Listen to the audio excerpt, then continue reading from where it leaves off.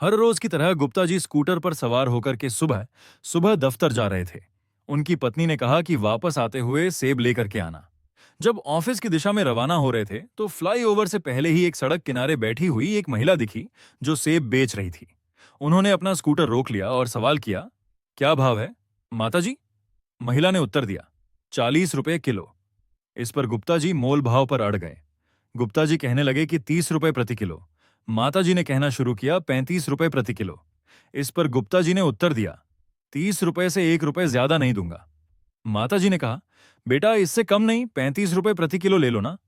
गुप्ता जी ने अपने स्कूटर की रेस बढ़ाई और कहा, 30 रुपए से 1 रुपए ज्यादा नहीं मिलेगा। माताजी कहती हैं, बेटा ऐसा मत करो, ले लो ना 35 रुपए प्रति किलो।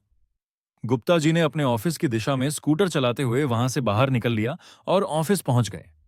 शाम को फिर से बाहर निकलते समय वो एक फल भंडार में पहुंच गए जिसमें विभिन्न फलों का विकल्प है। अब वहां मोलभाव करने का कोई विकल्प नहीं था क्योंकि उस स्थान पर एक फिक्स्ड रेट का बोर्ड लगा हुआ था।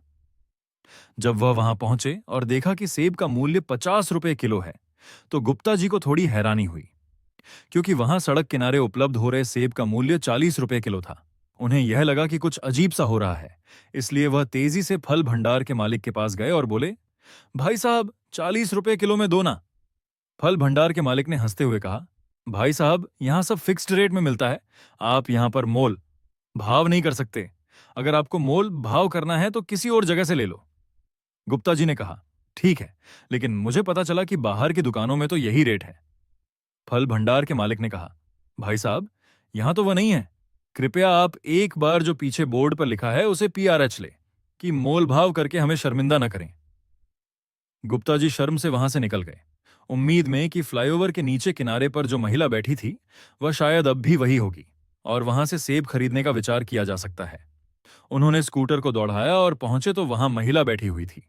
महिला ने गुप्ता जी को पहचान लिया और कहने लगी कि 35 रुपए किलो, बस मोलभाव मत करो। गुप्ता जी मुस्कुराए और कहा, कोई बात नहीं माता जी, आप 2 किलो सेब पैक कर दीजिए और इसके लिए मैं आपको 100 रुपए दे दूंगा। महिला ने कहा, मेरे पास खुले पैसे नहीं हैं। शर्मा जी ने कहा, खुले की जरूरत नहीं है, आप रख लो 100 रुपए और 2 किलो सेब मुझे दे दो। महिला ने मुस्कुराते हुए कहा, आपका बहुत धन्यवाद। गुप्ता जी ने कहा कि मैं सार क्या से ता अभी अभी एक बड़े ही दुकान में देखकर आया हो साहूत, वहां पर भी सेब 50 रुपए तो किलो ही मिलते हैं, तो वहां से लेने से अच्छा है कि मैं आपके यहां से ले लूं। माता जी की आंखों में आंसू आ गए। उन्होंने कहा, मैं कैसे बताऊं, हमारी स्थिति इतनी कठिन हो गई है कि सड़क किनारे फल बेचने में मजबूर हूं। मेरे पति की मृत्यु हो गई थी और वे बीमार थे।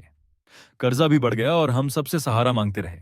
इसी कष्ट से बाहर निकलने के लिए मुझे सड़क किनारे ये फल बेचने पड़ रहे हैं।